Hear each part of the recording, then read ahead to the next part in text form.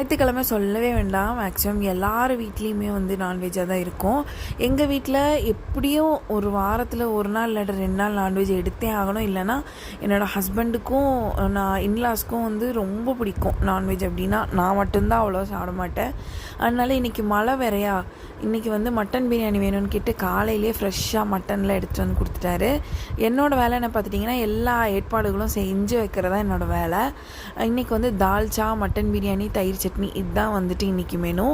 இதில் என்னோடய வேலைன்னு பார்த்தீங்கன்னா, எல்லாத்தையும் கட் பண்ணி கொடுத்ததுக்கப்புறமா தயிர் சட்னி மட்டும் நான் செஞ்சு வச்சுருவேன். ஏன்னா அதுதான் இருக்கலே ரொம்ப ஈஸி.